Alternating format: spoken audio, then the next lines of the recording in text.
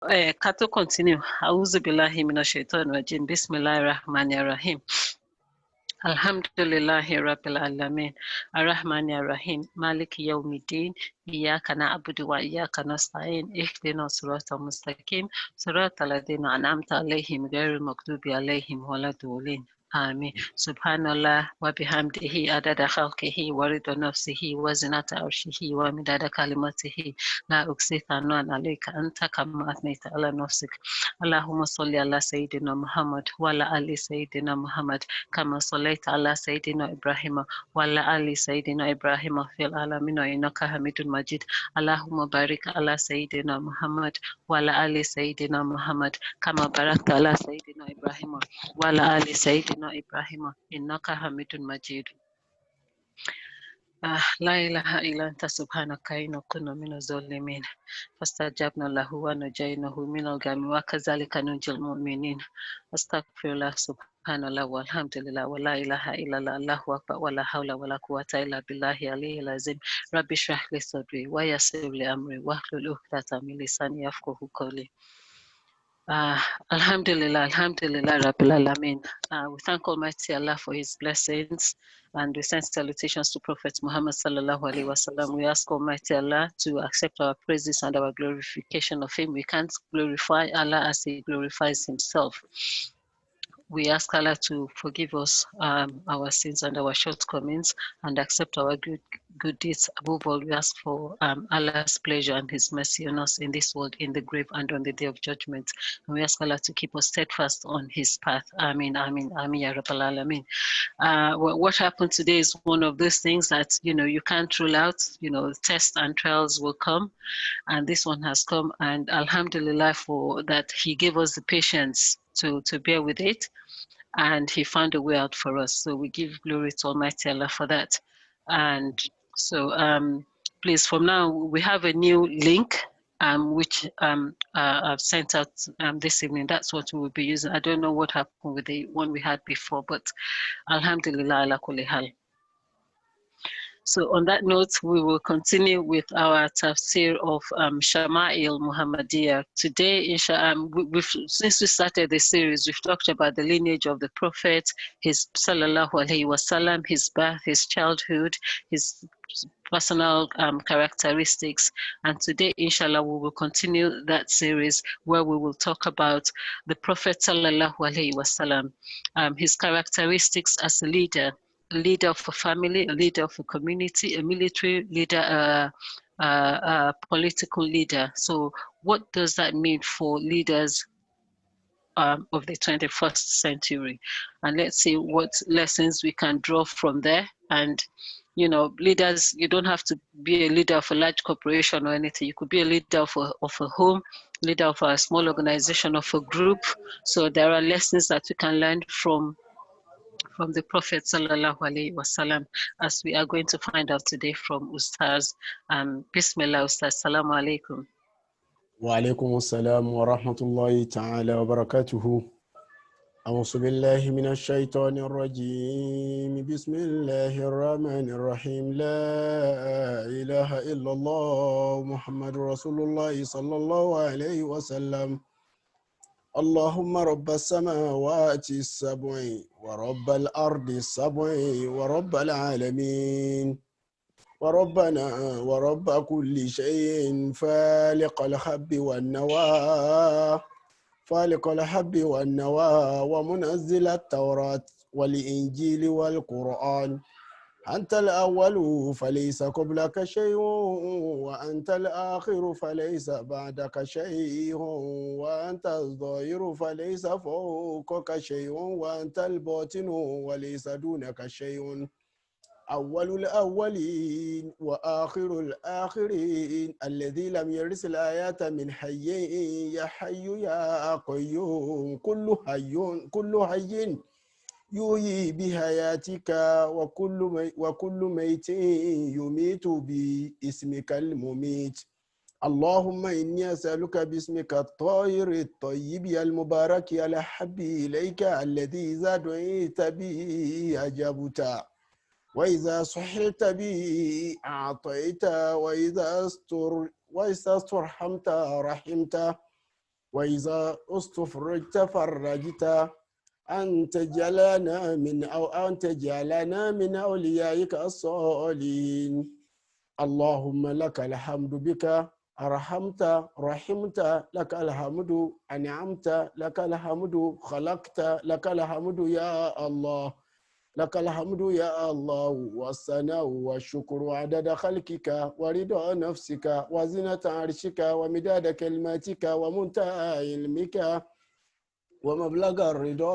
اللهم صل وسلم على سيدنا ومولانا محمد إمام الأولين وأفضل الآخرين، ابن عبد الله ابن آمنة زوج خديجة رضي الله تعالى عنها، رسول الله ورسول رب العالمين. يا سيدي يا رسول الله، يا سيدي يا رسول الله، يا سيدي يا رسول الله، يا من قال ربك في حقك قل إن كنتم تحبون الله فاتبعوني يحببكم الله ويغفر لكم ذنوبكم والله غفور رحيم.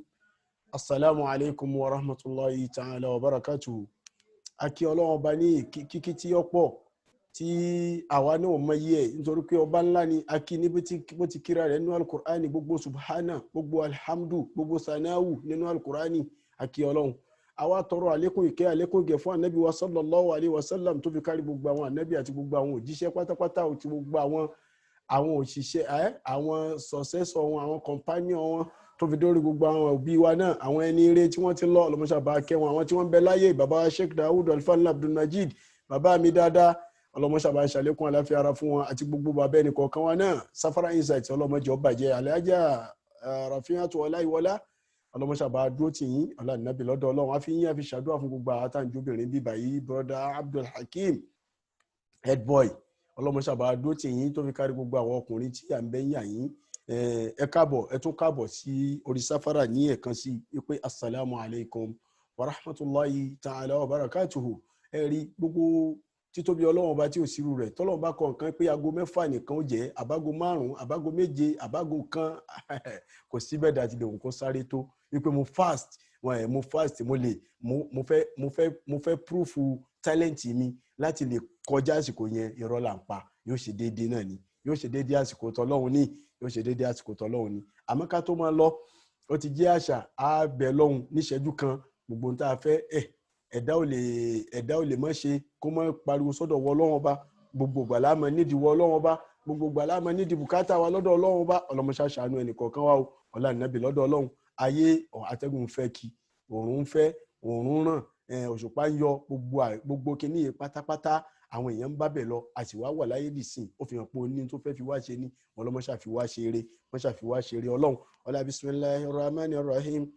fasubhanallahi hina tumsuna wa hina tusbihun walahu alhamdu fis samawati wal ardi wa ashiyan wa hina tudhirun.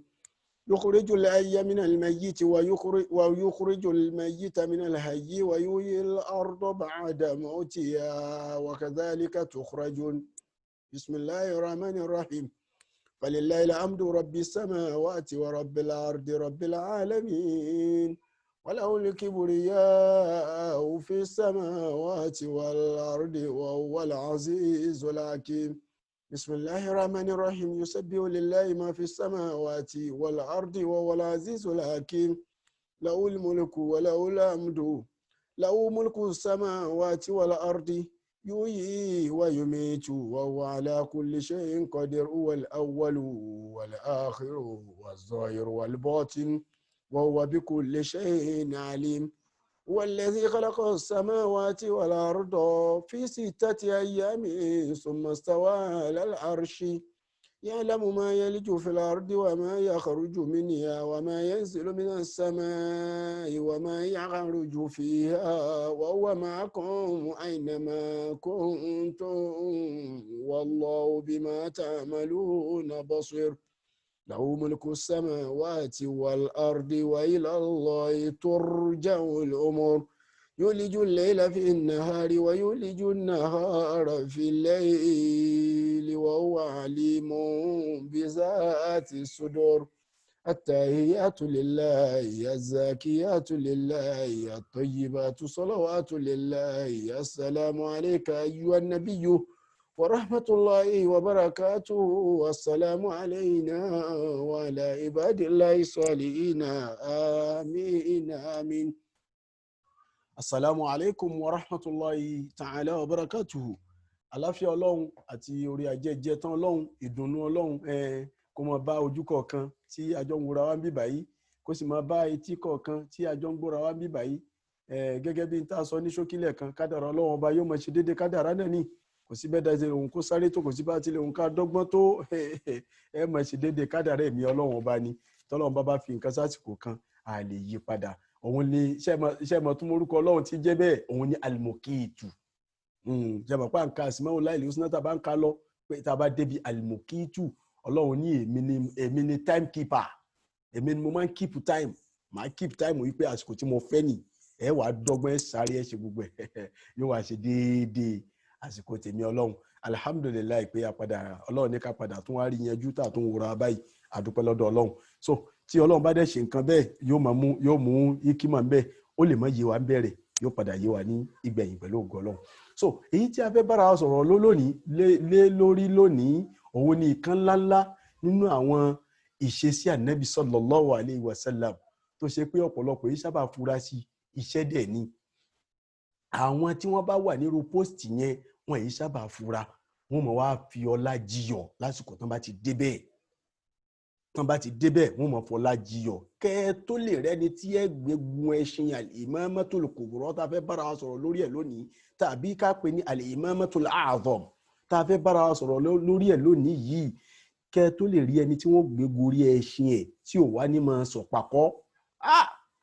Bóyá tá a bá mú 100%, ká tó lè rí èèyàn méjì péré mẹ́ta, ká tó lè rí 3% yọ́nú wọn, àwọn mẹ́ta òun náà ẹ̀ tún máa rí kùdìẹ̀kùdìẹ̀ lára wọn, nítorí pé tán bá ti débi post yẹn tán wọ́n máa ń ṣe bọ́lọ́run bá ti fẹ́ ni, wọ́n ní rántí pọ́lọ́run bá ló fà wọ́n síbẹ̀ mọ́.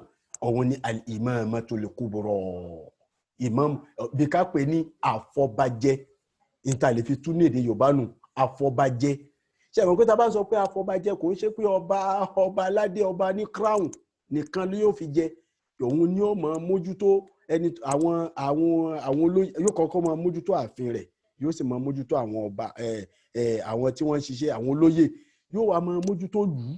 Gbogbo gọ́fúnà tó jẹ́ gọ́fúnà stéètì yóò máa lọ fún ọba lábọ̀, àwọn ọba kìíní yẹn yóò máa lọ fún wọn lábọ̀, gẹ́gẹ́ bó jẹ́ pé ọwọ́ gọ́fúnà tiẹ̀ ni wọ́n ti máa gbowó oṣù lóòótọ́, but yóò máa fún wọn lábọ̀ pé àwọn nǹkan tá a ṣe ni wọ́n jọjọ́ rẹ̀ síra wọn.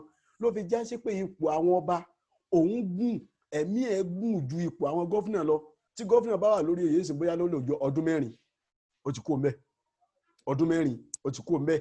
So but ọba, ìjẹ́ ọba àbí ìjẹ́ ìmámù àbí imamatul kubra tá a fẹ́ sọ, imamatul a'zam tá a fẹ́ sọ̀rọ̀ lórí ẹ̀ lónìí, gbére ni oyè tọ́lọ́wọ́n ọba máa fi ń tàwọn èèyàn lọ́rẹ fẹ́ni tó bá fẹ́ ni. Òun ni imamatul kubra tá à ń pè ní àfọbàjẹ́ ní èdè Yorùbá. Ìmámù àgbà, òun ni ìmámù àgbà, ìmámù gbogbo àwọn ìmámù. A ti rí ìmámù mọ́ṣáláṣí tó jẹ́ ti rátìbí, a rí ìmámù mọ́ṣáláṣí tó jẹ́ ti jámíù tá à ń kírun jímọ̀ ń bẹ̀. A wá rí adájọ́ ẹ̀sìn tó jọ pé òun wà ní kóòtù, a dẹ̀ rí George, a rí ẹni tí ó jẹ́ George, a dẹ̀ rí ẹni tí ó máa dájọ́ ẹ̀sìn, tí ó máa dájọ́ òfin ẹ̀sìn Islam. Ṣé rí gbogbo àwọn ilé yìí pátápátá abẹ́ imamatul kubra ni wọ́n wà. Òun ni ó fi adájọ́ síbẹ̀, ni ó yan George, òun ni ó yan ọba ìlú, òun ni ó yan ẹni tí ó máa dájọ́ ẹ̀sìn, òun ni ó yan ẹni tí ó máa dájọ́ ní kóòtù, òun ni ó yan ìmámù rátìbí, òun ló máa yan ìmámù mọ́ṣáláṣí jámíù, òun ni ó yan chief in commander, ẹni tí ó jẹ́ olórí ogun, òun ni ó yan. Ẹ má jẹ́ kí n nà wá lóògùn lọ títí kan káwọnú ọ̀rọ̀ lọ pẹ̀lú ògùn Ọlọ́run. Òun ní pé tasarrufatu sallallahu alayhi wa sallam, ìṣe tí wọ́n kà fún ìṣe tí ó máa ń wà lábẹ́ imamul kubra, òun làwọn nǹkan tí mò ń kà díẹ̀díẹ̀ yẹn. Àkọ́kọ́ bẹ́ẹ̀ òun náà ni lawmaker. inú tí wọ́n kà kalẹ̀ fún Ànábì sallallahu alaihi wasallam nǹkan 12 ni 12 a lè sọ̀rọ̀ lórí gbogbo ẹ̀ tán but màá fún wa ní gbogbo 12 yẹn a wà mú bóyá mélòó ń bẹ tá a sọ̀rọ̀ lórí ẹ̀ tá a dẹ̀ farabalẹ̀ sọ̀rọ̀ ká lè mọ ohun tí à ń sọ gẹ́gẹ́. Àkọ́kọ́ òun náà ni àtẹ̀sírẹ́hùn. Tí Lárúbáwá bá ní àtẹ̀sírẹ́hùn lédè lọ́dọ̀ àwọn olóyìnbó òun ni ká pè wọ́n ní lawmakers. Àtẹ̀sírẹ́hùn àwọn tí wọ́n ń ṣòfin àbí ká sọ pé legislator yes àbí ká sọ pé legislator òun nìyẹn. Ẹlẹ́kejì òun ni alfatwa. Fatwa ni expounder, ẹni tí ó máa yanjú ọ̀rọ̀ ẹ̀sìn tí ó máa dá ọ̀rọ̀ ẹ̀sìn fún wọn wípé báyìí ni Ìmámù Málíkì wí, báyìí ni school of thought Ṣáfi'í báyìí ló wí, báyìí ni school of thought Abu Hanifa tá à ń pè ní mufti. Òun lẹ́lẹ́kejì. Ẹlẹ́kẹ̀ẹ́ta òun náà ni alqada. Qada yẹn ni the judge. Òun ni the judge. Ẹlẹ́kẹ̀ẹ́ta nìyẹn. Ẹlẹ́kẹ̀ẹ́rin òun ni principality tá à ń pè ní al-imara, kápàṣẹ, àpàṣẹ òun náà odidi ni ó jẹ́ 4. Ẹlẹ́kàárún òun náà ni guardians, al-hadiyu, ìmọ̀ fi ní mọ̀nà bíi torchlight tá a máa fi ríran. Ànábì ní guardians wa. Ẹlẹ́kẹ̀ẹ́fà òun náà ni peacemaker tá à ń pè ní as-sulhu, peacemaker àbí restoration.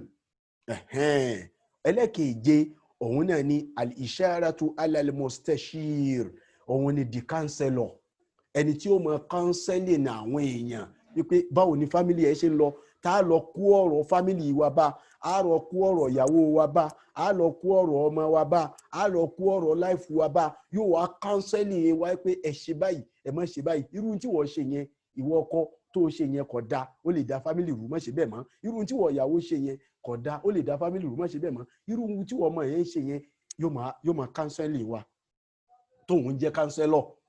So ó ń jẹ́ lẹ́kẹ̀ẹ́ ló bá yẹn ó dà pé ó di nǹkan 7 tí mo kà tí n bá ṣe mistake. Ẹlẹ́kẹ̀ẹ́jọ bẹ̀ òun náà ni an-nasihatu, adviser, ẹni tí ó máa advice wa, tí ó máa advice wa pé ẹ bá dẹ̀ ṣe báyìí, tí ó máa fún wa mọ̀ràn, ẹ bá dẹ̀ má jẹ́ ṣe báyìí, ẹ bá jẹ́ àtọ̀ báyìí, tó dẹ̀ jọ pé ní tó bá fún wa tá a bá dẹ̀ gbá mú ọ̀nà ó dẹ̀ là ń bẹ́ẹ̀.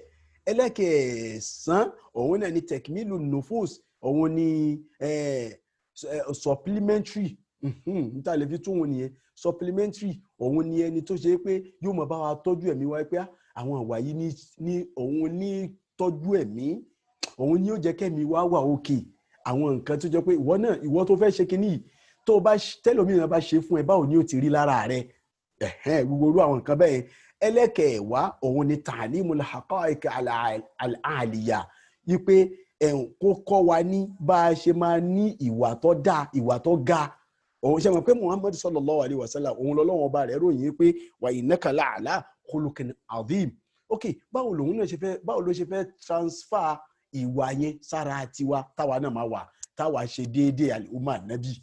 Òun ni ta'limul haqa'iq, bí ká sọ pé teaching high facts, ká máa kọ́ wa ní pé ẹ ṣe báyìí ẹ má ṣe báyìí, eléyìí ni ẹ ṣe, ẹ má ṣe báyìí láàrin ara yín, ẹ bá dẹ̀ ṣe báyìí yóò mọ̀ dàbí ìmọ̀ràn náà ní but òun tó lẹ́kọ̀ọ́ nínú.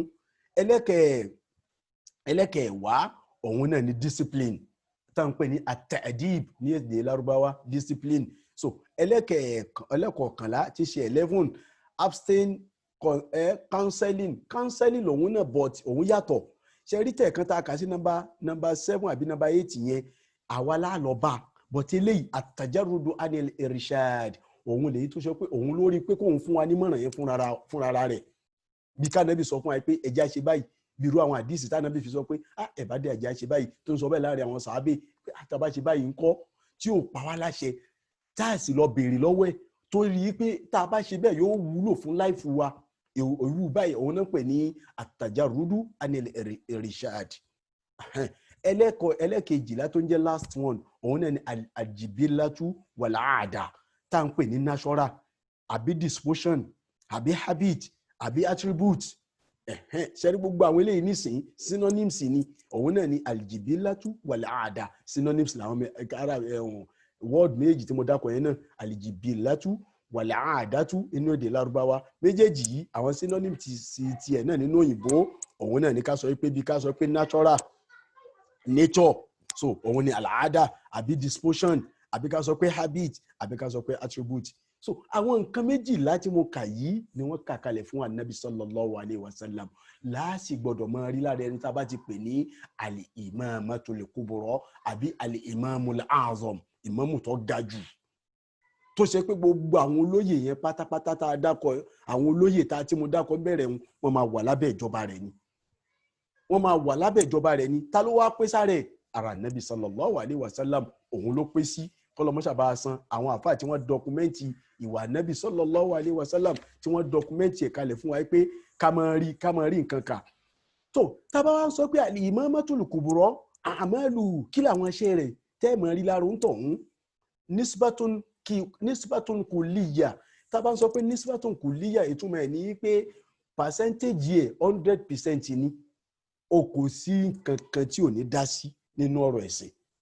Wípé ọ̀rọ̀ ẹ̀sìn kan tí ó wà kọjá lọ tí ò ní gbáwájú rẹ̀ kò gbọ́dọ̀ rí bẹ́ẹ̀.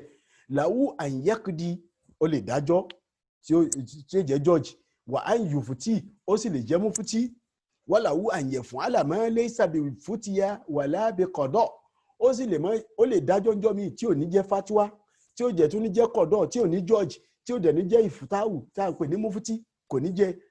Wà làwù àyẹ̀fún àlàmọ́ lè sàbí kulli shay'in wà yẹ́sì dúrà al-ahkama, ó sì lè gbófin kalẹ̀ tó jẹ́ pé òfin tó bá gbé kalẹ̀ ẹni kálukú wa gbọ́dọ̀ tẹ̀lé. Alákọ̀ọ́kọ́ kajamo el-juyush, gẹ́gẹ́ bí ká tó gádà àwọn àmì, ká gádà àwọn àmì tí wọ́n fẹ́ lọ jagun, tí wọ́n fẹ́ lọ sójú ogun, wípé àwọn lágbájá báyìí tàmẹ̀dùn báyìí ní ó lọ, ẹni báyìí òun ni ẹ fi ṣe olórí. Nínú síra tí gbogbo oníkálukú wa náà ti mọ̀, síra nabi sallallahu alayhi wa sallam, ìjà rí tọ́jú àbárí inú gáswátù Uhud ó ṣẹlẹ̀ bẹ́ẹ̀, gáswátù al-Mauta Saraya, gásíwà ni wọ́n ń pè nítorí àwọn ìṣẹ̀lẹ̀ tó ṣẹ bẹ́ẹ̀, wọ́n ń pè gásíwà yẹn ní gáswátù al-Mauta, but sẹ̀ríyàtù ni inú àwọn Saraya anabi sallallahu alayhi wa sallam, nítorí pé anabi ọ̀lọ́ àmọ́ anabi yọ lórí fún wọn. Anabi sọ pé ẹ fi Zaid ibn Haritha ẹ fi ṣe olórí, Jafar ibn Abi Talib ẹ fi ṣe olórí. So Khalid ibn Walid ogun tó ń kọ́kọ́ bá wọn lọ nìyẹn, nítorí wọn ṣe gba Islam tán lógun yìí ṣẹlẹ̀. So anabi ní ẹlánigbajà ni ẹ fi ṣe olórí. Gbogbo tí ń ṣe yẹn nísìn òun ló gádà wọn, òun ló yẹn olórí fún wọn. So irishadul hurub òun náà ni kéèyàn wá sọ pé ogun báyìí ṣe jà ní lágbájá báyìí ni ó dúró síwájú, tàmẹ̀dùn ni ó dúró sẹ́yìn. Òun ni fọ́múlà tí ó fún wọn ní fọ́múlà building up, yóò build bá ṣe máa dúró pípẹ́ àwọn báyìí náà máa wà lẹ́gbẹ̀ẹ́ ọ̀tún, àwọn ilé báyìí náà máa wà lẹ́gbẹ̀ẹ́ òsì, àwọn kan ẹ̀yin ẹdún lẹ́yìn, ẹ̀yin ẹwà wájú. So ẹni tó jó lórí yín kó ń wà wájú pátápátá. So ẹgùn kan ẹ má gùn kan ẹ fẹsẹ̀ rin ní, òun ló máa ṣètò, ló máa fún wa ní fọ́múlà ogun tá a fẹ́ lọ jà yẹn. So gbogbo ẹni tí ì ṣe léyìí òun náà ń pè ní imamatul kubra. Wa auzul amwal, owó tó bá tún wá wọlé, bóyá ajagun akóǹkèrè àbí kò jẹ́ bẹ́ẹ̀, ẹnìkan fún mùsùlùmí lówó àbí ẹnìkan fún ìjọba lówó, owó yẹn ọ̀dọ̀ ẹ̀ ni ó wà, kò ń ṣe pé yóò kó sọ́dọ̀, òun náà ni ó tún yan ẹni tí ó kó fún wípé ìwọ ni ó máa kó sọ́dọ̀. Tí ó bá dẹ̀ jáde ó gbọ́dọ̀ ní signature rẹ̀ nú, ó gbọ́dọ̀ láṣẹ rẹ̀ nú, ó gbọ́dọ̀ mọ ibi tówó yẹn ń lọ. So wà sọ́rí fìyà fíìmọ̀ sọ̀rí fìyà, yóò sì mọ ibi tá a fẹ́ náwó yẹn sí, ipe ibo la fẹ́ náwó yẹn sí o, ọ̀dọ̀ rẹ̀ ni àṣẹ ti gbọ́dọ̀ wáyé pé ìbíbà ilẹ̀ owó yẹn ń lọ, ibi tá a fẹ́ náà sí nìyí. Watawliyatul wulat, òun ni ó wà yan àwọn governors. Gbogbo tí mò ń kà yìí, ǹjẹ́ ẹ̀ ń rí ẹ̀ ń fi ọkàn tẹ̀lé síra nábì, ṣe ẹ̀dẹ̀ ń rí inú àbẹ́ rí. Tawliyatul wulat, ká máa yan àwọn governors, wípé eléyìí ni ó máa jẹ́ governor of Lagos State, governor of Ogun State, governor of Ondo, governor of ibìkan, governor of Niger State, governor òun ni ó máa yan governor kọ̀ọ̀kan. Ṣánábì yan governor lásìkò rẹ̀ àbí ọ̀yan governor, ṣá lè ká ya àwọn governor tánábì yan kó tó kọlọmọṣà bá kí àtàwọn láàrin àwọn sàhábà rẹ̀. A padà mú àpòjúwe wa, àkọ́kọ́ ń tẹ́ni fúnra wa ní táàrí ibi jókòó sí. Waqatul tugat, káṣì tí wọ́n bá ẹni tó bá ṣàbòsí jà láàrin àwọn oníjà méjì pé n tó ṣe fún yẹn ò dáa, ṣé wọn náà lè gbà kí wọ́n ṣerú ẹ̀ fún ẹ tí ó dájọ́ láàrin àwọn oníjà méjì? Inú àwọn iṣẹ́ rẹ̀ ní wa qismatul ganaim, kó sì pín àwọn nǹkan èrè tá a bá rí, èrè oko tá a bá rí, in tó bá wá lérè fún mùsùlùmí, al-anfal, àwọn nǹkan èrè, anáfúlù tí anáfúlù ni singular, tí púra rẹ̀ ń jẹ́ al-anfal, òun ni àwọn nǹkan èrè tó bá wá fún mùsùlùmí, òun ni ó sọ pé ẹ̀fún lágbájá ní kinní, ẹ̀fún tàmẹ̀dùn ní kinní. ṣàlìkáyà àdìsí tánàbí ń sọ pé ẹ̀fún ẹni tó bá gun ẹṣin ní ẹ̀fún ní kinní méjì, ẹ̀fún ẹni tí ò gun ẹṣin tó fẹsẹ̀ rìn lẹ́yọ̀ ọ̀kan. ṣàlìkáyà àdìsí tó wá bẹ́ẹ̀ ibi táwọn tánàbí tó ti sọ̀rọ̀ yẹn. so wàyíyá umurun kathiratun, ọ̀rọ̀ tó pọ̀ ní o yaqtasu biha, ànábì ọlọ́run dá aṣàlẹ́ṣà pẹ̀lú àwọn kinní yìí ni. la yushariku fi al-qadi, kíyàn jẹ́ kọ́dí kó jẹ́ jọ́ọ̀jì nìkan kò lè gbé ìmámù al-azam, ó kéré fún gan kó jọ pé jọ́ọ̀jì lásán ni, ó kéré. wala al-mufti, kíyàn wá jẹ́ mufti, àwọn gbogbo tá a kálẹ̀ yìí ti tóbi jù lọ, ó tóbi ju mufti lọ, tá à ń pè ní expounder of Islamic law, òun làwọn tó fẹ́ ṣe ìfúta. wala al-hakimu, tá à ń pè ní the ruler àti George àti ẹni ẹ̀ta pè ní expounder yìí, gbogbo wọn kó sábẹ́ Imamul Kubra ni, wọ́n máa kó sábẹ́ Imamul Kubra ni. fakullu imamin, gbogbo ẹni tá bá ti pè ní ìmámù yẹn o, Imamul Kubra tá a wí yìí o, ìmámù tó tóbi jù tó ga jù yìí o, qadin, ó lè dájọ́, wa muftin, ó lè ṣe ìfúta, wal qadi wal mufti wal hakimu la yasduku alayhim wasful imami al-kubra. Intaba ìròyìn yẹn ó ti ju gbogbo àwọn tá a dákọ yẹn lọ. àmọ́ tá a bá ti ní Ìmámù Kubra, ó ti ju gbogbo wọn lọ, ó ti ju gbogbo wọn lọ. kọ́lọ́mọṣà bá kẹ́ àwọn àfáà tí wọ́n dọkumẹ́ntì Ìmámù Qarafi, à ń pè àfáà kan ní Shihabuddin al-Qarafi, ọmọ kìíní ni Allahumma salli ala Muhammadin wa sallim, ọmọ Egypt ni, òun ló dọkumẹ́ntì kìíní yìí. kọ́lọ́mọṣà bá wa kẹ́ kó bá wa gẹ̀ẹ́. so gbogbo tí mo wí ó dàbí pé mo fún wa ní preface nípa tí wọ́n ń pè ní Imamatul Kubra. báwo ló ti wá rí lọ́dọ̀ ànábì sallallahu alaihi wasallam, nígbà tánábì bá ànábì sallallahu alaihi wasallam nísìnyí, nígbà tánábì sọ wípé aqdakum Ali karramallahu wajhahu, wípé ẹni tó mẹjọ dájú nù yín, aqdakum Ali, ẹni tó mẹjọ dájú nù yín, Ìmámù Ali ni o. àwa rẹ̀ gbà wá látọ̀dọ̀ ànábì sallallahu alaihi wasallam tí wọ́n sọ pé ànábì sallallahu alaihi wasallam rán Ìmámù Ali lọ sí Yemen láti kékeré, tí kò tí dàgbà jọ́nà, ọmọ kékeré ni. wa basharahu anna Allah yusaddiduhu, ó wá fún ní ìròyìn pé má bẹ̀rù pé òǹjọ́ ọmọ kékeré, Ọlọ́run ó tọ́jú ọkàn rẹ, yóò sì fi ẹnu rẹ lé òdodo. nítorí ẹni tá bá ti yàn sórí, tá bá ti ní kó máa jẹ́ kọ́dí, kó máa jẹ́ jọ́ọ̀jì wa, tó àti gbé ikú àti ààyè àti gbé ilé lọ́wọ́. nítorí tó bá sọ pé ẹ lọ pa eléyìí, kò sẹ́ni tí ó yẹ lọ́wọ́ wò. tó bá sọ pé ẹ pe eléyìí lẹ́ẹ̀, kò sẹ́ni tí ó yẹ lọ́wọ́ wò. Ọlọ́run wa, ànábì wa sọ fún Ìmámù Ali pé Ọlọ́run ó ṣe kíni, Ọlọ́run ó bá wa tọ́jú rẹ, yóò tọ́jú ọkàn rẹ síbi kan, yóò fòdodo sórí ahọ́n rẹ. bàbá wa Ìmámù Abu Dawud, òun ló gba ọ̀rọ̀ náà wá látọ̀dọ̀ Ìmámù Ali. ó sọ pé Ìmámù Ali sọ látẹnu rẹ̀ gẹ́gẹ́ pé ànábì rán mi lọ sí Yemen, ó ní kí n lọ máa dájọ́ fún wọn bẹ́ẹ̀. mo wá sọ fún ànábì pé òun rán mi lọ sí Yemen, èmi tí mo jọ́ ọmọ kékeré, kí ni kí n máa lọ wí fún wọn lọ́hùn, tó jẹ́ pé ọ̀rọ̀ Ọlọ́run ni mo fẹ́ lọ fi dájọ́ fún wọn, tó sì jọ pé mo kéré, ọjọ́ orí mi kéré. ànábì ní inna Allah sayadi qalbak, Ọlọ́run ó fi ọ̀nà mọ́, àdúrà tánábì ṣe fún gẹ́gẹ́ nu, sayadi qalbaka, Ọlọ́run ó fi ọ̀nà mọ́ ọkàn rẹ̀, wa yusabbit lisanaka, yóò sì fi òdodo sórí ahọ́n rẹ̀, kò ní jí ó da àwọn èèyàn nù, kò ní jí ó mọ́ pa àwọn èèyàn. faiza jalasa, tó o bá ti wá jókòó, ànábì wa sọ fún, ànábì ṣàdúrà fún, ẹ máa wo nǹkan o, ẹ̀kọ́ tá a mú bẹ̀rù tá a bá parí àdìsí yìí máa ṣàlàyé fún. ànábì ṣàdúrà fún, ó ṣẹ̀ṣẹ̀ wá kọ́ bí ó ti ṣe tó bá bọ́ sórí oyè. ànábì ní faiza jalasa bayna yadayka al-khasiman, tí àwọn oníjà méjì tán bá ti déwájú rẹ̀, nítorí pé ẹni tó fẹ́ dájọ́, ṣe bí àwọn méjì tán jà náà ni ó ṣàdájọ́ fún. so tán bá ti déwájú rẹ̀ tí wọ́n wájú rẹ̀ báyìí, fala takdiyanna hatta tasma' min al-akhar kama sami'ta min al-awwal, má dájọ́ o títí tó fi gbọ́jú àwọn méjèèjì. tó bá ti gbọ́jú ẹnìkan, wá sinmi, wá gbọ́ ẹjọ́ ẹnìkejì náà, má fẹjọ́ ẹnìkan dájọ́ o, má fẹjọ́ ẹnìkan jáde. ànábì ń sọ bẹ́ẹ̀ fún fa innahu ahra an yatabayyana lakal qada nítorí pé tó bá gbọ́ ẹjọ́ àwọn oníjà méjèèjì àsìkò yẹn ni in tó dálẹ́jọ́ yóò wá lọ́lọ́run ó là yí ọ ńgbà náà ó ní famazilitu ó ní títí ìgbà tára ẹbí tó ń ṣàlàyé fún mo tó ń wò pé ṣé ìmú àlọ́ torí bọ ẹjọ́ dídá báyìí. So anabi ìkan nìyẹn o number 1 nìyẹn. ẹlẹ́kejì anabi sallallahu alayhi wa sallam tó sọ pé wa a'lamukum bil halali wal harami Mu'adh bunu Jabal ẹni tó mọ halal nínú òfin ọlọ́run àti haram nínú òfin ọlọ́run ta ni o anabi ní Mu'adh bunu Jabal.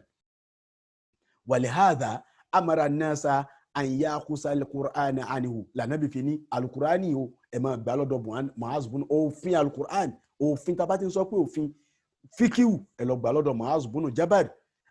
Adẹ̀rí ẹgbà wa kan tí Imamu Bukhari gbà wá àti Imamu Muslim àmọ́ Imamu Muslim ló ní ẹgbà wa tí mo fẹ́ kà yìí ó lọ́wọ́ wọn gbà wá látọ̀dọ̀ Abdullahi ibn Amru ibn al-As ó ní radiyallahu ta'ala anhu qala ó ní qala Rasulullah sallallahu alayhi wa sallam khusul Qur'ana min 4 àwọn mẹ́rin ẹgbà òfin al-Qur'ani lẹ́nu wọn àwọn ìdájọ́ nú al-Qur'ani Ànábì wa dákọ̀ Abdullahi ibn Mas'ud ó wá dákọ̀ Mu'adh ibn Jabal ó ka Ubayy ibn Ka'b tí máa ń kà gbogbo gbà yẹn Salimu mawla Abi Hudhayfa Ànábì ká wọn jọ náà débi pé ńgbà tí Mu'adh bunu Jabal tó ń gba ìsìlámù ní Madina jọ náà ọdún kẹta ló gba ìsìlámù lẹ́yìn ìjírá. So ó kéré lọ́jọ́ orí ńgbà náà ọdún kẹta lẹ́yìn ìjírá òun jẹ́ ọmọ ọdún 8 ó kéré lọ́jọ́ orí náà mo fẹ́ wí. ṣé mo pé Imamu Ali tó fi ṣe olórí ń bi ìdájọ́ ọmọ kékeré ni Imamu Mu'adh bunu Jabal náà ọmọ kékeré ni wa khallafahu Rasulullah sallallahu alayhi wa sallam bi Makkah hina tawajjaha ila Hunayn nígbà tí Ànábì lọ jagun Hunayn Mu'adh bunu Jabal yìí Ànábì fi sílé pé ìwọ ni o máa dájọ́ ẹ̀sìn fún wọn máa dájọ́ halal àti haram fún wọn so inú ẹgbà wá tí Imamu Abu Dawud tó gbà wá àti Tirmizi àti Imamu Darimi látẹnu Mu'adh bunu Jabal gẹ́gán tó tánàbí sọ fún yí pé tí ẹjọ́ bá ti dé ó tán bá fẹ́ dájọ́ o báwo ló ti fẹ́ dájọ́ ó bi Mu'adh bunu Jabal àdìsí tó ti gbajúmọ̀ tí gbogbo yín náà ti mọ̀ ní Mu'adh bunu Jabal ní aqdi bi kitabillah máa dájọ́ pẹ̀lú Kùránì ni ó ní fa in lam tajid ànábì ń ṣe kí ni ó ń ẹ̀zámì làákàyè pé ṣé ó wà lóòótọ́ ṣé ó ṣe déédéé post yẹn ẹjẹ́ á lọ nísìn ká lọ síbi constitution wa Nàìjíríà àwọn tí wọ́n ń fọba jẹ́ Nàìjíríà àwọn House of Assembly kọ́ ni so tí wọ́n fi àwọn èèyàn jẹ àwọn tẹ́ ẹ fẹ́ gbé sórí oyè àkọ́kọ́ wọn ní lẹ́kọ̀ọ́ tó orí oyè tẹ́ tún wá fẹ́ fi wọ́n sí yìí ẹ̀yin tẹ́ ẹ fẹ́ fi wọ́n síbẹ̀ ò tún ní ẹ̀zámì wọn àwọn ò lẹ́kọ̀ọ́ ẹ̀yin náà ò tún ní ẹ̀zámì wọn ẹ wàá jù wọ́n sórí oyè ẹ máa wá dìmáàndì fún owó ipe kí wọ́n kó wá tí wọ́n bá ti ń kó fún yín ó ti tán ẹ fẹ́ mọ̀ tó ń ṣẹlẹ̀ sáwọn tí wọ́n ń dájọ́ lé lórí mọ́. So mo kàn ya lọ́bẹ̀ nìyẹn o nínú àwọn ẹ̀kọ́ tí a fẹ́ mú bẹ́ẹ̀ in case tọ́lọ́n bá fẹ́ nìkan so lórí nínú wa báwo láti máa ṣe fún àwọn tí wọ́n wà lábẹ́ wa tá a fẹ́ máa yàn sípò kọ̀ọ̀kan tí ń jẹ́ Imamatul Kubra tí wọ́n náà fi lè gba ìròyìn yẹn tí wàá lè gba adjective yẹn tá a lè adjectify yẹn pẹ̀lú adjective yẹn tọ́lọ́run fi fún wọn náà lẹ́sàn-án rẹ̀. Ànábì wa ń bi wọn pé kí ló fi dájọ́ ó ń bi Mu'adh bunu Jabal ní màá dájọ́ pẹ̀lú Kùránì náà ni kò sí ní tá a lè fi dájọ́ jọ́ Al-Kùránì lọ. Ànábì ní tó o bá wá rí ìdájọ́ tó o fẹ́ dá nípa halal àti haram tó o rí inú Kùránì kọ́ ó ní màá dájọ́ pẹ̀lú Sunnatul Rasul sallallahu alayhi wa sallam. Ànábì mi rí pé yes ok tó o bá tún wá rí inú súnà bó o ti rí inú Al-Kùránì ò rí inú súnà báwo ló ti wá ṣe ó ní ajtahid bi ra'yi wala alaw màá gbìyànjú làákàyè mi èmi náà ro làákàyè mi fún rárá mi ìsìn ní ṣàṣejù ẹwà àwọn tó ń dájọ́ fún wa lónìí tẹ́ ẹ bá ti fún wọn lówó wọn ò gbé àre fẹ́lẹ́bi ẹ̀bi fáláre so ó ní mi ní ṣàṣejù lànàbí wa fàdọ́rọ̀bà Rasulullah sallallahu alayhi wa sallam sọ́dìrí bìyẹ́dìhì ó ní ànàbí wa fọwọ́ gbà wọn láyà báyìí pé alhamdulillahi lẹ́dì mo dúpẹ́ fọlọ́run bá tó ṣe pé wáfàkọ̀ rasulillahi lima yuridi rasulallah tó fi òjíṣẹ́ tí òjíṣẹ́ ọlọ́run bá rán lọ síbi nǹkan tí òjíṣẹ́ ọlọ́run bá yọ́nú sí tí ó yọ òjíṣẹ́ ọlọ́run bá nú. Kí la fẹ́ fàyọ bí ọ̀rọ̀ tá à ń sọ yìí látẹ̀kan ní pé gbogbo àwọn tá a bá ti pé sípò kan á máa wò ó wípé ọ̀yà ibo ni wọ́n ìgbà tí Umaru ń ṣèjọba Umaru tó ń ṣèjọba yóò máa lọ bẹ gbogbo àwọn gọ́fúnà rẹ̀ wò àwọn gọ́fúnà yóò lọ bẹ̀ wọ́n wò lẹ́yọ̀ kọ̀ọ̀kan pé kí ni wọ́n ń ṣe báwo ni ibo ló bẹ́ẹ̀ tó yé ibo ló ṣe gbá ti táwa bá ti fi wọ́n síbẹ̀ ó ti tán so ká tán bá ti ń kó wá bùkátà ti bíyá so Ànábì sallallahu alaihi wasallam kò í ṣe bẹ́ẹ̀ o ẹni tá a bá pè ní Imamul Kubra kò gbọdọ̀ jẹ́ bẹ́ẹ̀ o kódà débi yí pé wọ́n nígbà tí Ànábì sallallahu Mu'az bin Jabal ó nígbà tánàbí ìrànwọ́ jáde ó ní Ànábì tẹ̀lé ẹṣin òun báyìí Ànábì tẹ̀lé ẹṣin òun títí táwọn fi dé ẹ̀yìn ìlú lápèjúwe táwọn fi dé bọ́dà Ànábì wa ń sọ fún wọn pé má gbàgbé tí mo sọ fún ẹ o má gbàgbé àwọn òfin tí mo fún ẹ o má tẹ̀ wọ́n lójúmọ́lẹ̀ o má máa lọ bú wọn lọ́hùn o má rin àgbàlagbà fín o ṣe pẹ̀lẹ́pẹ̀lẹ́ o àwọn tó ń lọ bá àwọn onímọ̀ ní o wọ́n náà má dájọ́ pẹ̀lú ìfẹ́ nú o Ànábì wa ń sọ bẹ́ẹ̀ fún ìmámù Mu'az bin Jabal ìmámù Ahmad bin Hanbala òun lọ sọ èyí tí mo sọ yìí pé a gbọ́dọ̀ ká mọ examine àwọn tá a bá fi so lórí tó kọ́ọ́dí nìyẹn tá à ń pè ní George ó yan George òun láti sọ yẹn ìwà jẹ́ ìmámù kéèyàn jẹ́ ìmámù mọ́ṣáláṣí ìbá jẹ́ ìmámù rátìbí àbí ìmámù ìjímọ̀ Ànábì sallallahu alaihi wasallam tọ́ka sí Abubakar sallallahu alaihi wasallam wípé Abubakar múrú Abubakar yusalli bin nas ẹ sọ fún Abubakar kó lọ kírun fáwọn èèyàn òun ni ìmámù lẹ́yìn mi òun ni ìmámù lẹ́yìn mi Ànábì sallallahu alaihi wasallam èyí tí mo kà yìí ìmámù Bukhari gbà wá ìmámù Muslim gbà wá ìmámù Nasai gbà wá Ibnu Majah gbà wá àwọn mìíràn tún gbà wá náà àfàládìsí tánàbí sọ pé ẹ sọ fún Abubakar kó lọ kírun Abubakar ni ìmámù lẹ́yìn mi kódà wọn lóbìnrin kan obìnrin yẹn ara Madina ni ó wá bá Ànábì ó wá rojọ́ láìfù ara tiẹ̀ fànàbì ní sallallahu alaihi wasallam ó wá ńgbà tó wá ṣe tán tó fẹ́ máa jáde ó wá sọ fànàbì yìí pé ya Rasulullah tí n bá wá tí n bá bọ̀ lẹ́kọ́ bóyá o jáde bóyá o lógun àbò travel àbò ṣe nǹkan kan kọ́ Ànábì ní ìmámù mi tó kù Ànábì ní tó bá ti dé béèrè Abubakar tó bá ti rí Abubakar ó ti rí mi irú gbogbo orú nǹkan bẹ́ẹ̀ náà pè ní Imamatul Kubra Imamatul Kubra afọbajẹ ni àwọn ìmámù Kọ̀ráfì tí mo dákọ̀ ẹlẹ́ẹ̀kan tí mo pè ní ọmọ Egypt yìí Maliki inú àwọn school of thought Imamu Maliki ni kọlọmọṣà bá kẹ 700 years lẹ́yìn hijira Nabi ló life 648 ló ṣaláìsí kọlọmọṣà bá wa kẹ ó ní inna Rasulullah sallallahu alaihi wasallam ó ní Ànábì tẹ́ rí yìí Ànábì wa al-imamul a'zamu òun ni ìmámù tó ga jù òun ni ìmámù tó tóbi jù afọbajẹ ni wal-qadi al-ahkamu jọ́ọ̀jì sí ni tó ṣe pé ẹjọ́ tó bá dá ọ̀bẹ gé wàlímọ́fútì àlàálámù ẹni tí ó sì dájú ẹ̀sìn fún wa tó sì jọ pé ẹni tí ń dájú ẹ̀sìn yẹn ọmọ tí ó fẹ́ wí he know what he will say ọmọ tó fẹ́ sọ jáde lẹ́nu ọmọ tí ń sọ kò ń ṣe ẹni tí ó kàn bọ́ sórí oyè tí ó mọ dá ìmọ̀ kan tó mọ fa ìmọ̀ kan dájọ́ fún wa fàwọn ìmáàmù àìmọ̀ ó ní òun ní ìmáàmù gbogbo ìmáàmù pátápátá gbogbo ìmáàmù pátápátá wọn kó sábẹ́ Ànábì ni wà kọ́ọ̀dì kùdọ́t gbogbo adájọ́ pátá kó sábẹ́ ẹjọ́ rẹ̀ ní wà alimul ulama òun ní onímọ̀ kan tí tún fi àwọn èèyàn mọ̀nà gbogbo onímọ̀ pátápátá kó sábẹ́ Ànábì ni ó ní fàmáàmì mansibin dini kò sí ipò kan nínú ipò ẹ̀sìn illa wa huwa mutasifun bí ìfi àlà rutubati ó ní Ànábì sallallahu alaihi wasallam ju gbogbo ẹ̀ lọ òkè lókè ẹ̀ lànàbì wà gẹ́ra anna tabligh ghalibu tasarrufi sallallahu alaihi wasallam ó ní àmọ́ tó ṣẹlẹ̀ ní wípé kí a dájọ́ àtẹ̀bílígù ní pé ìtọ́lọ́run bá wí nìyí o Ọlọ́run sọ yí pé Ọlọ́run ní ẹ ṣe báyìí sófin ó ní òun ló pọ̀ jù nínú òfin Ànábì nítorí pé níta àrùn wa ṣe nìyẹn prophecy òun nítorí níta ń pè ní prophecy gẹ́gẹ́ nìyẹn prophecy rẹ̀ gẹ́gẹ́ nìyẹn wípé ìwọ Ọlọ́run ní Ọlọ́run sọ pé mo rán Ànábì pé lọ ṣàlàyé ọ̀rọ̀ mi fún wọn ṣebí tọ́lọ́run sọ fún wa náà nù ìtọ́sọ náà Al-Qur'ani nìyẹn pé mo rán Ànábì pé kó wá ṣàlàyé òfin mi kó wá ṣàlàyé ọ̀rọ̀ mi kó wá ṣàlàyé àwọn mo fẹ́ mi kó wá ṣàlàyé àwọn mi ò fẹ́ mi ọgbó kínní yìí náà ń pè ní ar-risalatu tá à ń pè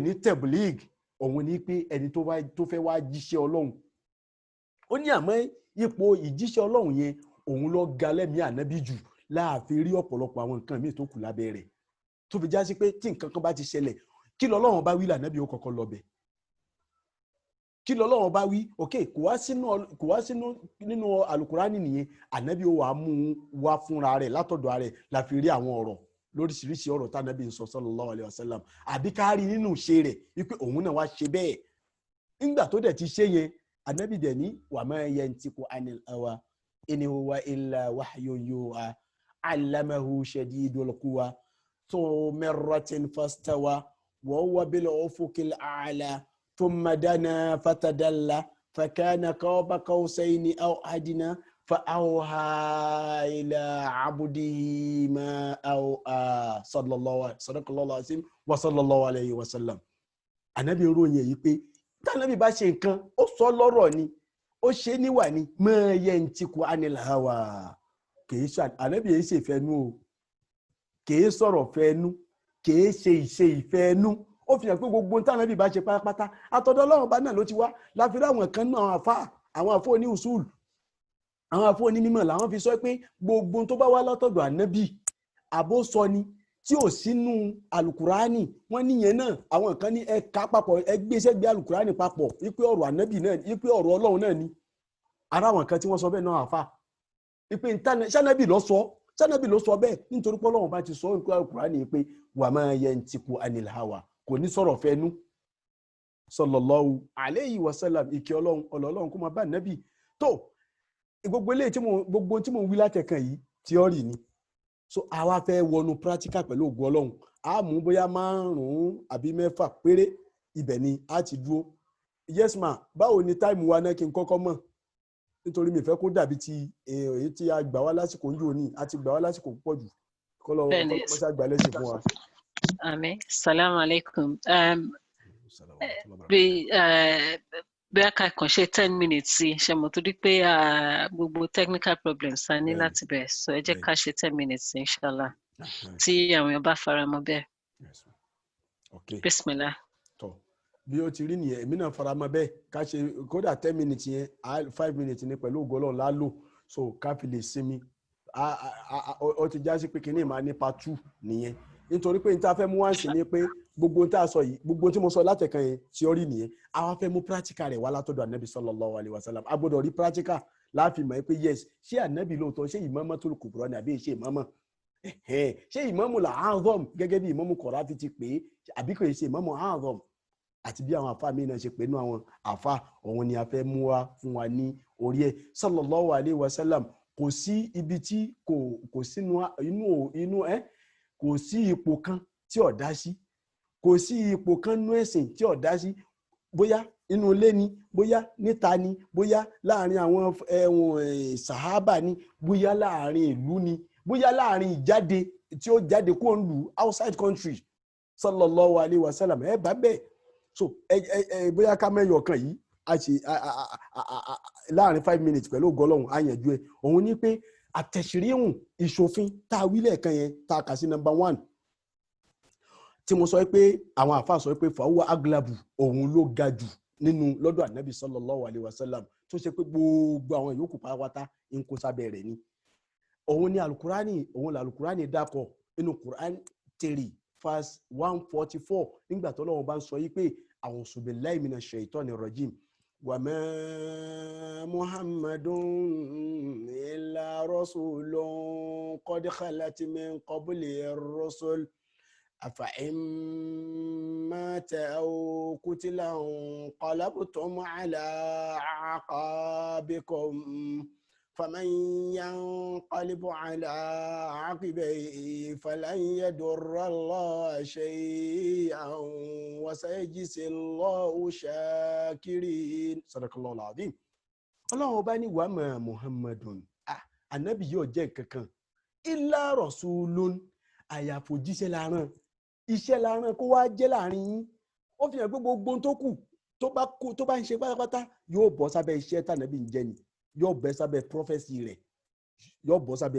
rẹ̀ ó ní illa rasulun òjíṣẹ́ ni qad khalat min qabli ir-rusul àwọn òjíṣẹ́ mi ti lọ síwájú rẹ̀ àwọn òjíṣẹ́ mi wọ́n ti lọ síwájú àti ráwọn èèyàn síwájú tiẹ̀ arán Musa síwájú ẹ̀ arán Ibrahim síwájú ẹ̀ arán Isa síwájú tiẹ̀ àwọn ànábì mi náà ti lọ Dawud Suleiman afa imata tànábì bá tiẹ̀ wá kú nísìn tá a pa a ó kù tílà àbẹ́yìn náà lẹ pa fúnra yín nítorí wọ́n ṣe ànábì ń jàmbá púpọ̀ àwọn ará Mákà àbẹ́yìn náà lẹ ṣe ń jàmbá tọ́lọ́run wá gbàbẹ̀ tí àjàlí rẹ̀ gbàbẹ̀ wọlé tọ̀ inqalabtum ala a'qabikum ẹ padà síbi èébì yín ni ò bá já ti padà síbi èébì rẹ̀ ẹ padà síbi èébì yín bí ajá ti padà síbi èébì rẹ̀ ẹ padà sórí kèfèrí ni à ń sọ yẹn o ẹ padà sórí kèfèrí tẹ́ ń ṣe tẹ́lẹ̀ wa man yanqalibu ala aqibayhi ẹni tó bá padà sórí kèfèrí tí ń ṣe tẹ́lẹ̀ lẹ́yìn ìgbà tánàbí ìdè tó ti jíṣẹ́ fún wípé Ọlọ́run tọ́lọ́run fẹ́ ni ntí ṣẹ̀ríà Ọlọ́run fẹ́ ni ntọ́lọ́run fẹ́ ṣe ni ntọ́lọ́run ọ̀fẹ́ ni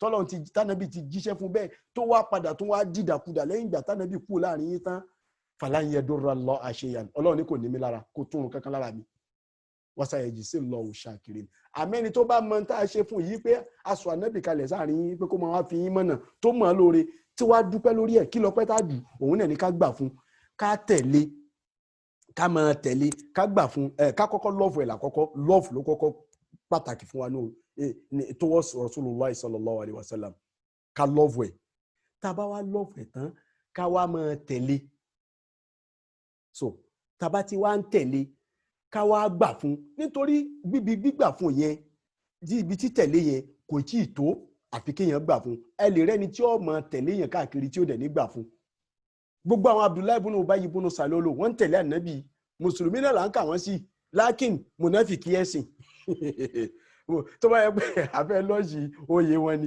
a ní àwọn mùnáfìkì àdínì àwọn mùnáfìkì àdínì wọ́n ń tẹ̀lé ànábì àmọ́ wọ́n ṣe kíni wọ́n gbà fún so Ọlọ́run fẹ́ kẹ́ ẹ lọ́ọ̀fù ẹ̀ wà àkọ́kọ́ nìyẹn ẹlẹ́ẹ̀kejì ẹ máa tẹ̀lé ẹlẹ́kẹ̀ẹ́ta òun ni kẹ́ ẹ gbà fún kẹ́ ẹ tẹ̀lé kẹ́ ẹ dẹ̀ máa gbà fún ẹlẹ́kẹ̀ẹ́rin òun ni ká máa wá ṣe bá nàbí ti ń ṣe nǹkan mẹ́rin tọ́lọ́run fẹ́ lára wa lára nàbí nìyẹn sallallahu alaihi wasallam kò jù bẹ́ẹ̀ lọ mẹ́rin yẹn ni tá a bá ti rí mẹ́rin yẹn practice àti wọlé sínú walladina ma'ahu ṣẹ́rí ma'ahu yẹn Ọlọ́run ò fi ṣeré o wípé àwọn tí wọ́n jẹ́ ara ànábì tá ti di ọdí kan pẹ̀lú ànábì tá ti di àlèmọ́sí century àwọn companion rẹ̀ but ìwọ náà lè wọnú companion tó bá practicalize nǹkan mẹ́rin yẹn tó dẹ̀ rí practice tó rí practicalize tó dẹ̀ wà okay wà kó síbẹ̀ Ọlọ́run wa ń sọ bíbá yìí sí pé wasayajzillahu shakirin Ọlọ́run ní máa san ẹni tóun náà tó bá ṣe dáadáa máa san lẹ́san rẹ̀ ẹ jẹ́ ń dún bẹ̀ yẹn ká bẹ̀rẹ̀ láti bí àpòjúwe tá a fẹ́ mú wá fún láti níbi ọ̀sẹ̀ tí ń bọ̀ pẹ̀lú ògo Ọlọ́run àbọ̀rọ̀ náà ni a sọ fún ọlọ́gbọ́n sì ní gbogbo àti àwa ń bíbà yìí ẹ má bínú pé a gba àsìkò yẹn pẹ̀lú ògo Ọlọ́run ó san owó rẹ̀ padà fún ẹnì kọ̀ọ̀kan wa wassalamu alaikum wa rahmatullahi ta'ala wa barakatuhu. وعليكم السلام ورحمة الله وبركاته جزاك الله خيرا اللهم صل على سيدنا محمد وعلى آله وصحبه وسلم kí Ọlọ́run bá ṣe àlékún ìkẹ́ àti ìgẹ̀ fún ànábì Muhammad sallallahu alayhi wa sallam so àti rí ara àwọn nǹkan tí Ọlọ́run rí fásitì ní nígbà tó Ọlọ́run tó sọ fún wa nínú Suratul Ahzab pé we will find in Prophet sallallahu alayhi wa sallam an exemplary character. So this is part of the character of Rasulullah sallallahu alaihi wasallam. Ara ni àtìkọ́. So whether àwa jẹ́ olórí in any setting or our involved with láti máa choose olórí in any setting. So àwọn nǹkan tó yẹ pé à ń láti máa wò nìyí and bá ṣe ń choose leaders ní ayé ìsìn kò ṣe bíi ti ànábì Muhammad sallallahu alaihi wasallam bó ṣe ṣe because nígbà wọ́n máa test wisdom àwọn tó fẹ́ rule. So it's not just about election or voting, but to test the wisdom of those people. Maybe it's part of what we do these days. I don't know. Tọ́wọ́ ní pé bóyá kí àwọn contenders kan debate àbí láti sọ̀rọ̀ bẹ́ẹ̀ yẹn. Maybe that's a way of maybe a modern way of testing the wisdom àbí intention àwọn tí a fẹ́ choose as leaders. But in the Prophet sallallahu alaihi wasallam, we find a lot of good examples that make him a greater leader than àwọn tí ó kù tí wọ́n wà lábẹ́ àbí fún àwọn ẹlòmíì. So to be somebody who knows the law, who knows the faith, who can guide, who can make peace, who can give advice, be a disciplinarian, be somebody who's loving at the same time. Kò easy. Àfẹnitọ́lọ́run bá jẹ́ kó easy fún. And àtúnkọ́ ẹ̀kọ́ lára ẹ̀ pé look, a leader does not have to be àgbàlagbà all the time. A rí ẹ̀kọ́ lára àwọn tí Ànábì Muhammad sallallahu alaihi wasallam tó choose as leaders pé láti ara àwọn younger people tán jẹ́ lára àwọn sàhábì àbí láti ara àwọn ọmọ sàhábì ẹ̀ tó yẹ pé they're younger but they're wise and they tested their wisdom not their age láti fi wọ́n sí ipò tí ó fi wọ́n sí. A rí láti ara wọn like the 4 people the 4 Quran scribes àwọn tó máa ń scribe Quran fún tí revelation bá wá kò ń ṣe àgbàlagbà náà lọ títí àwọn ọmọdé ló wà láàrin wọn. Bẹ́ẹ̀ náà bákan náà ti judge to choose Imam Ali láti jẹ́ judge ní Yemen. So we find a lot of examples in there. So but kí a lè máa lò even go within our family náà kéèyàn ti máa train àwọn ọmọdé àbáwọn tó bá wà láàrin wa to become leaders, and God knows we need righteous leaders these days with a lot of things tí ó ń ṣẹlẹ̀. So ẹ jẹ́ kí àwa ká try láti bring all of these things into practice by loving the prophet, loving his character, loving his person, his message, following him, accepting him, and trying to emulate him as much as possible in our daily lives. Àwọn nǹkan tá à ń sọ yìí náà wọ́n ṣe nǹkan tó yẹ pé ó difficult náà lọ títí, but if we call it my bed, let's start a little at a time, perfect something and then do more of it and then take something else. May Almighty Allah make it easy for us to follow in the footsteps of Prophet Muhammad sallallahu alaihi wasallam and include us among his company in paradise on the day of judgment. Amin, amin, amin.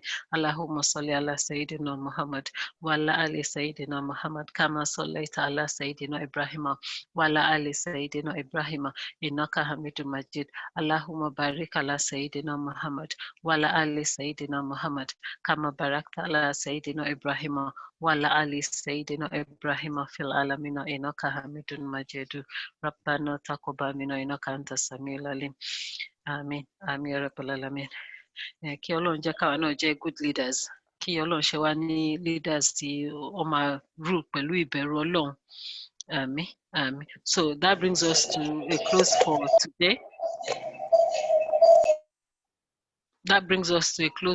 today. So next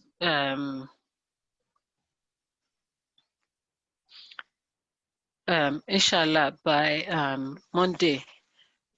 Saturday. Saturday, inshallah, I'll continue pẹ̀lú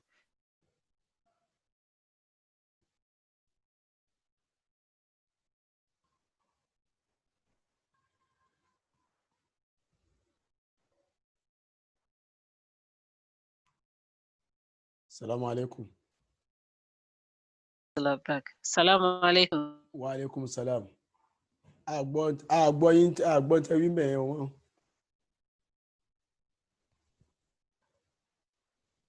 Wa alaikum salam rahmatullahi barakatuh. Ṣé ń gbọ́ mi báyìí? Bẹ́ẹ̀ni. Okay. Bismillah. Okay. I continue Shamal níbi tí a bá dé yìí. I continue wẹ̀ ní inshallah on next Monday 5:30 next Monday inshallah, and on Saturday we'll continue the tafsir of Surah Kaf inshallah. Inshallah. May Almighty Allah keep us alive and healthy beyond those dates. Amen. Assalamu alaikum. Are there any question? Abi aren't one fefikun? Any question or comments? Brother Hakim, Jazakallah khaira for the references to Empower Post. May Allah reward you abundantly. I adúpẹ́ lọ́dọ̀ gbogbo inú ẹ kú sùúrù, especially for today. Bí Ọlọ́run ti ṣe kọ́ nìyẹn, àgbà fún Ọlọ́run pé hasbunallah wa ni'mal wakil wa ni'mal mawla wa ni'man nasir.